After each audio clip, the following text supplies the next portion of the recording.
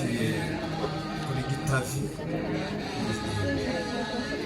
tariki imwe z'ukwezi kwa mbere umwaka w'igihumbi kimwe magana icyenda mirongo icyenda na kane muri Kivu y'Amajyepfo mu gihugu cya Kongo.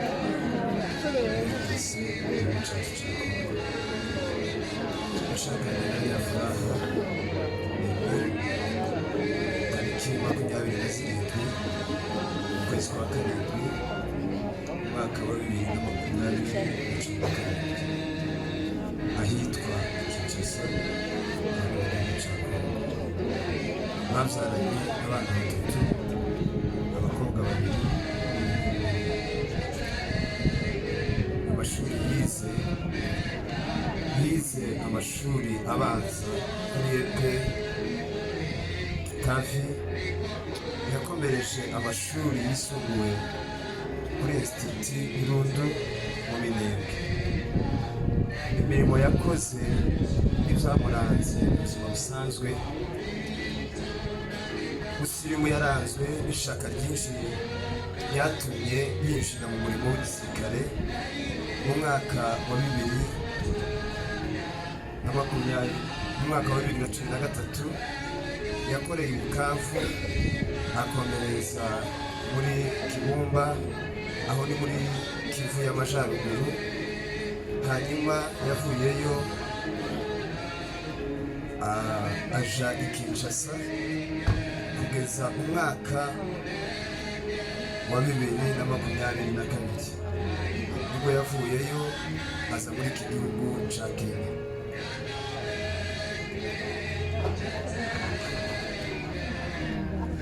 Ubuzima bwa Gikristo, Musirimu yabatijwe tariki 4 z'ukwezi kwa 10 umwaka wa 2014 mu itorero rya Ensemble ahitwa Maluku, aho ni Kinshasa. Nanone Musirimu yabyirutse akunda Imana, yavutse no mu muryango wa Gikristo.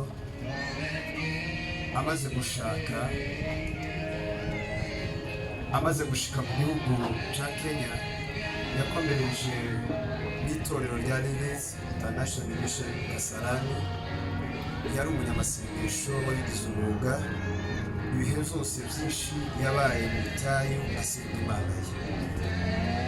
Icazize Musirimu yitabye Imana ku cyumweru tariki 25 ukwezi kwa mbere umwaka wa 2026.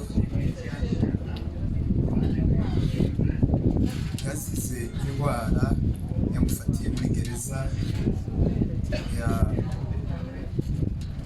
industriel. Yarwaye igihe gito, yitabye Imana afite imyaka 32. Kamusabe aho muri Republike. Ese ikibazo dushobora kwibaza ni iyihe mpamvu cyangwa se intego yatumye Imana irema umuntu mu shusho yayo? Reka tuze kubisubirisha ijambo ry'Imana. Yesaya 46 umurongo wa 6 wa 7 aravuga ngo nzabwira ikasikazi nti bari kure n'ikusi mbabwire nti wibe Imana. Nzanira abahungu banje bave kure n'abakobwa banje bave ku mpera y'isi. Nzanira umuntu wese witiriwe izina ryanje, uwo naremye kumpesha icyubahiro. Arakomeza aravuga ngo nije wamuremye, nije wamubumbye. Uwo naremye kumpesha icyubahiro. Iyo intego nyamukuru bavandimwe muteraniye hano twese, Imana mu kurema umuntu mu shusho yayo. Imana yashakaga ko umuntu ayihesha icyubahiro mu mitekerereze, mu mvugo ye no mu myitwarire ye. Ikibazo n'ubundi dusubira kwibaza, ese umuntu yubahirije uyu mugambi cyangwa se intego y'Imana ku buzima bwiwe? Igisubizo ni reka da. Abanyarwanda bivuga Zaburi 14:3 aravuga ngo bose barayobye, bose bandurijwe hamwe, ntawe ukora ibyiza n'umwe. Aho nawe yaje kunganira kuri Baroma 3:23 aravuga ngo kuko bose bakoze ibyaha ngo ntibashikira ubwiza bw'Imana. Adamu na Eva, ababyeyi, abantu bo ku isi bose bakomokaho, bamaze guhitamo nabi bagakora ibyangwa n'Uwiteka, nicyo gihe ba altere cyangwa se bangirije ishusho y'Imana muri bo, barangize bayitransmettre mu rubyaro rwabo rwose ari bo twebwe. Birera bisobanura neza Abaroma 5:15 Pawulo aravuga ngo nguko ibyaha byazanywe mu isi n'umuntu umwe, urupfu rukazanwa n'ibyaha, niko urupfu rugera ku bantu bose kuko bose bakoze ibyaha. Igice cya 6:63 Pawulo yaravuze ngo yaravuze ngo urupfu yarwise ngo ni umushahara wa dhambi.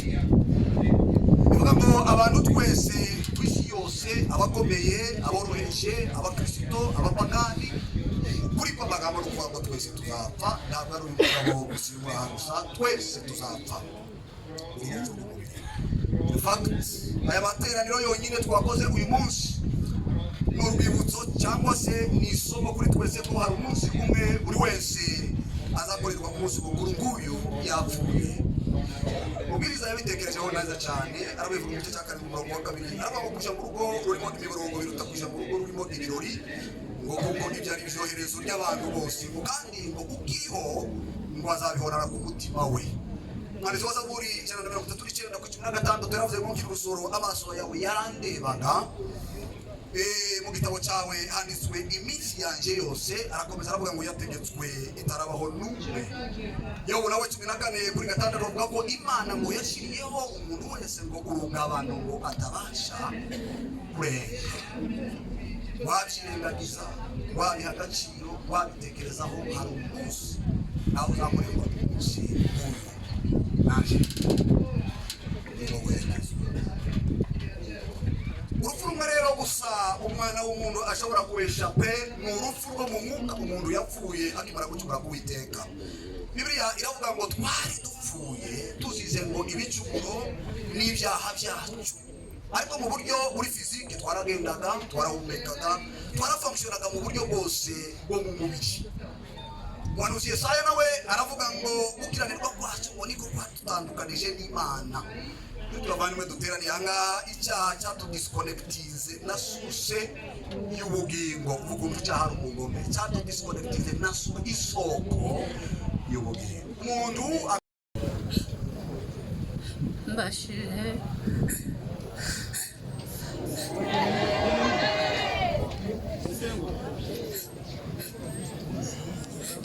kubasaba imbabazi mwebwe abantu bose babasha binukuru, kuko nakoze ibintu ngira ngo hari wenda ndashaka umutekano wo mu rugo, ariko ikaba yaravuyemo intandaro y'ibi mubona. Ndasabye imbere y'abantu bangana gutya n'imbere y'Imana, mwese mbasabye imbabazi. Ikindi cyongeyeho ndashaka kuvugaho hejuru y'umugabo waje Papa Gloire.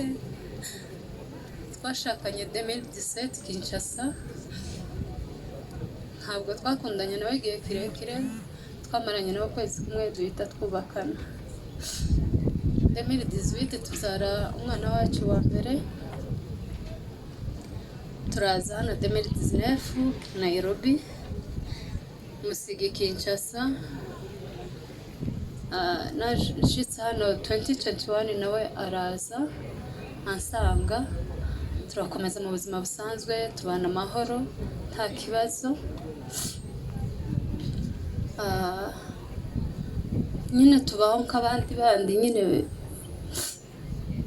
ukuntu babayeho nta kibazo na kimwe. Umugabo wanje ndamuhamyaho ku bintu nari muziho. Umugabo wanje yarakunda abana cyane cyane, namaraga kubyara iwe ntagira za bindi z'abagabo ngo ntiyafata uruyoyo, ubwo agahita afata akabebe kiwe akakubagira kuzageza umunyonyi ucitse, akambekera abana, akamenya kubagaburira, akambwira atemewe ntabwo mbasha kwita ku bana, ati nijye ukunda abana kugusumba. Icyo cyo rwose kimuziho nk'umugabo wanje ukuntu yankundiraga abana bacu.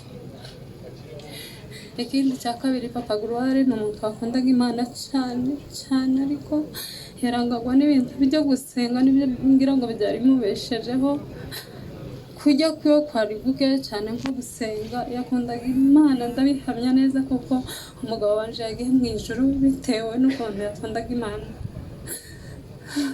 Ndashimira Imana yuko Imana yampaye umwanya nubwo byagenze kuriya, hakaza twabana hariya mu bitaro. Papa Gloire naramugwajije iminsi yose yamaze hariya mu bitaro, tugira umwanya wo kwitunganya njyewe nawe turababarirana. Ndashimira Imana kuko umugabo wanje yagiye ntacyo umutima wiwe ushinja, ndetse naje ubwanje nsigaye ntacyo umutima wanje ushinja kuri we. Ibyo ndabishimira Imana yakoze ibyo ngibyo kugira ngo iduheze umwanya wanje nawe kugira ngo tubashe kwitunganya. Ikindi ndashimira kuko yasigaye kwibutsa rw'abana twabyaranye nawe njyewe n'abana batatu, ndetse noneho uyu nguyu bamwishe twabyaranye bamwitaga ngo fotokopi yiwe kuko barasa cyane. Papa Gloire nta magambo afite menshi yo kumuvuga, ndamwifuriza iruhuko ridashira. Murakoze cyane. Murakoze cyane.